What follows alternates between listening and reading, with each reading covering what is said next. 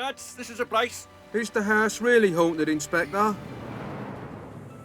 I gather there have been 3 other brainless bodies found in the last few weeks. You mean this is the 4th? Your brain is suitable. Sorry? You will be.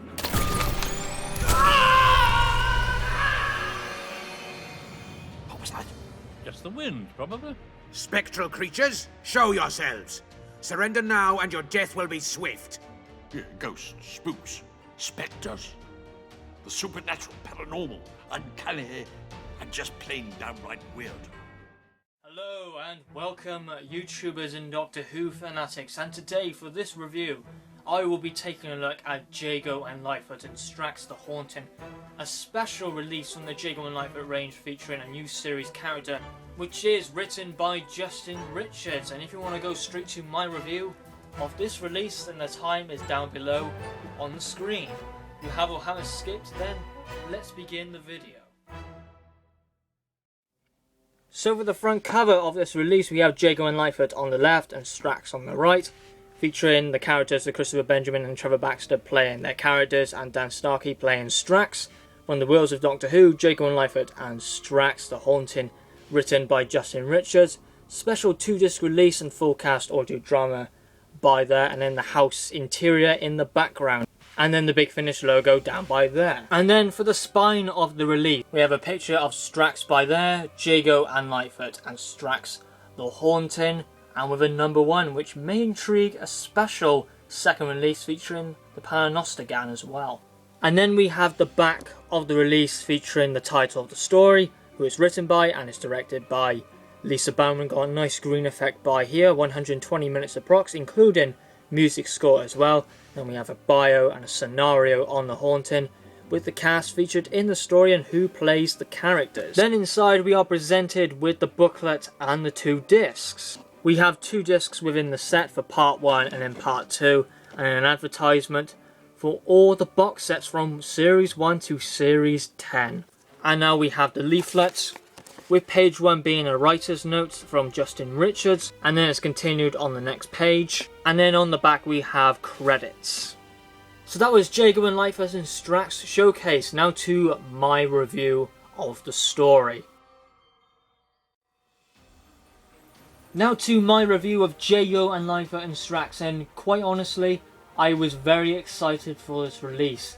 I know it won't float everyone's boat because of Strax, and I'm not someone who hates the character in my opinion. I find him an average character. I don't hate him, but I don't love him either. I was looking more optimistic with this release. It's more Jago and Litefoot goodness. How can you say no to that? It doesn't matter how Strax in it, in my personal opinion. I'm just getting this for Jago and Litefoot because they're fantastic characters. The spin-off range with them, the series, is absolutely consistent, always doing fantastic. And I wanted to pick this one as well. Now to the opening summary of the story.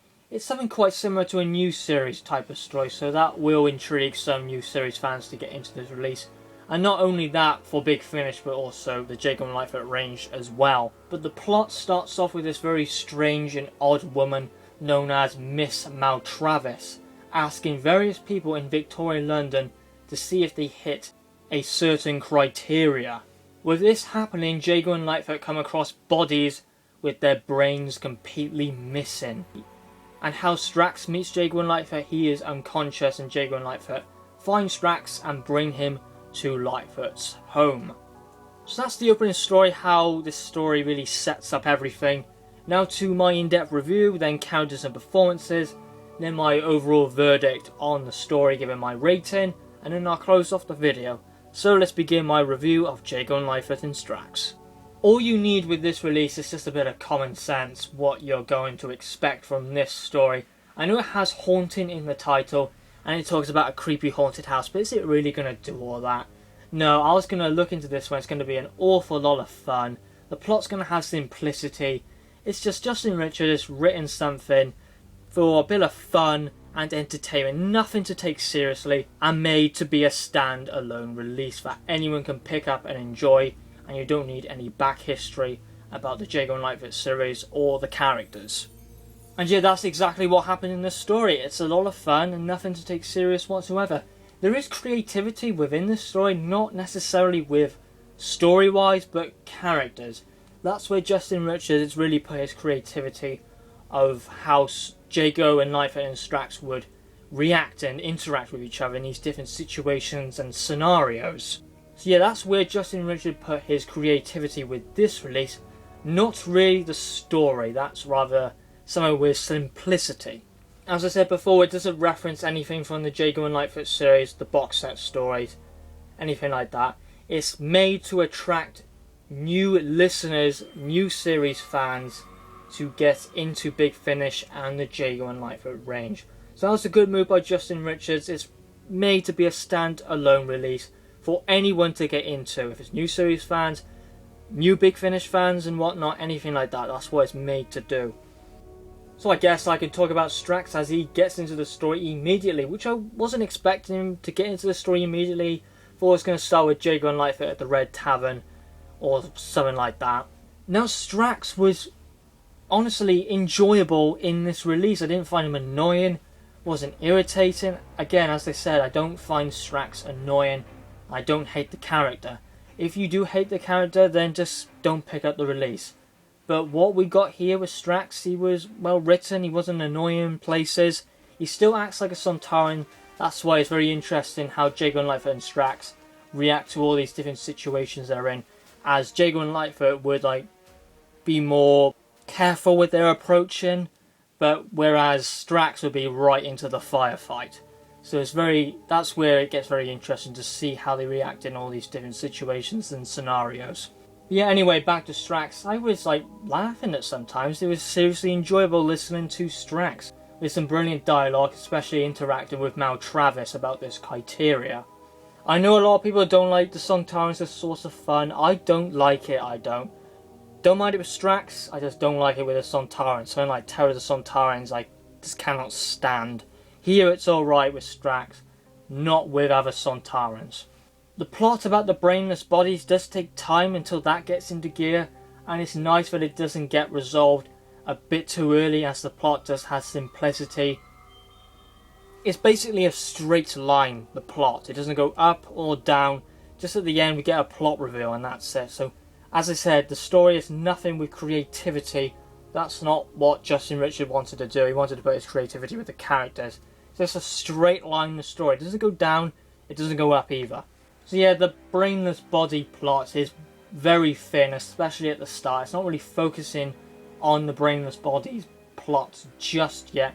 It's mainly just with Jago and Lightfoot and Strax interacting with each other and just going to different areas and how they would react in these different scenarios, as I've said, such as in the theatre, approaching the haunted house, etc, etc. And yeah, when Lightfoot takes Strax to his home and wakes up, he thinks that Jago and Lightfoot are Jenny and Vastra. Yeah, part 1 is really just a fun run around, really, with them in different situations and how they will react to them, such as the Red Tavern, with Strax thinking Ellie is a man, Strax drinking, and thinking that Jago and Lightfoot are married to each other. And then when they're in the theatre with Marvo, and Marvo, which is this character who picks Strax performing these tricks. And all I gotta say, oh dear, I feel so sorry for the poor parrot. Yeah, that theatre scene was like a highlight of the story. It was fun and enjoyable, and how Jago reacted to that, extremely embarrassed. And another situation, how they would infiltrate a house. Jago and Lightfoot would be more cautious with their surroundings, like to watch every corridor to see if anyone's lurking about, whereas Strax would just go right through the door, break it down, and go all over the place trying to find enemies. And I like how he talks about traps, that there's going to be proximity mines, lasers, and sophisticated technology inside. Whereas Lightfoot thinking at his time there'd be nothing in there. Fab character drama, entertaining. Part 1 doesn't really focus on the plot too much, just a bit of a fun, getting used to all the characters and how they interact with each other. And then the plot sort of gets a focus on with part 2. So now to part 2, as I said, it's less as a runabout now. It's more focusing on the plot. We had some fun stuff in part 1, the theatre with Marvo and the poor parrot. Now we're getting into the story about this mysterious Multravers nicking brains from people's bodies. And now the main plot does get expanded on. And I was sort of guessing multiple things, what it could be of why Multravers is nicking brains. And it does suffer with somewhat predictability. And you can sort of guess why Multravers is nicking brains. I sort of got the picture to it. There was another thing which happened during the end, which Jago and Litefoot and Strax went to, which I didn't think the story would go to. So that was quite nice. It did throw in a little plot reveal, which I didn't really see coming. So that was quite nice. But yeah, the ending to the story will not give you a holy crap, this is an amazing end to the story. It won't give you a massive kick or chills or anything like that, like Series 10 cliffhanger. It's just a nice plot reveal and a nice flow to it. Yeah, Justin Richard went for a more standard new series plot. Something easy and accessible to new listeners.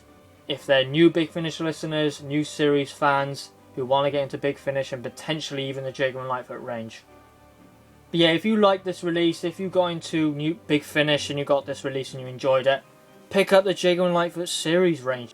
So yeah, part 2, nothing with creativity within the plot, but the 3 main characters interacted very nice, and Ellie had quite a bit of stuff to do in this one, which was quite fun. Now to characters and performances, Jago and Litefoot, Christopher Benjamin and Trevor Baxter. Fantastic as per usual from our infernal investigators. Very funny dialogue with Strax thinking that Jago and Litefoot are married to each other. The theatre scenes was brilliant and how Jago reacts to Strax within the theatre. That's very fun indeed. Litefoot being very cautious with his surroundings, whereas Strax wants to get right into the firefight and thinking way outside the box. There's going to be proximity mines inside the house. Next up is Strax, which is Dan Starkey. Yeah, I honestly like Strax in this one. The comedy worked, didn't feel overpowering. I enjoyed him from start to finish, and it was a good experiment, this release. Next character, it is Ellie. Ellie gets involved in the story quite a bit, which is nice to see. I thought she would be in the background of this release, but no, not too much. She went away after the first half, about part 1. She just went in the background of the story. But yeah, great stuff from Lisa Bowerman, of course, a fantastic voice actress. Then Inspector Quick, Conrad Asquith. It appears in the story from time to time, really. Gets some good moments, not a focusing point. Now to supporting characters, we have Miss Multravers, Carolyn Seymour, the main villain, and yeah, a nice standard villain. Sort of reminds me of a new series villain from one of the new series stories, but can't seem to recall the actual villain. I don't really like it what happens with her during the end. Her persona and then her character completely changes, and it feels a little bit, I would say I'm just not a fan of it really. Then lastly we have Marvo, which is Stephen Critchlow, the character from the theatre, the one doing the tricks, and that was one of the most funniest scenes of the story. And then we have another character called Mr. Fitch, I believe voiced by the same character. Yeah, about early part 2, about the house, we get a little bit from him, but not too much. So then, what is my final verdict on Jago and Litefoot and Strax? It is a very fun story. It's more Jago and Litefoot, how can you argue with that? Love the characters. Simplistic story, yet creative with the characters. But if you don't like Strax, just simply don't purchase this release. But if you like Strax or you don't mind him, then I insist you pick it up. Very much enjoyed this release, not one of the strongest Jago and Litefoot stories out there. But still, it's a nice one, a nice fun listen, and I give it an 8 out of 10. Well done to the man, Justin Richards. A good idea, which worked out. So thank you very much for watching my review of Jago and Litefoot and Strax, and I will see you next time. Goodbye and have a good one.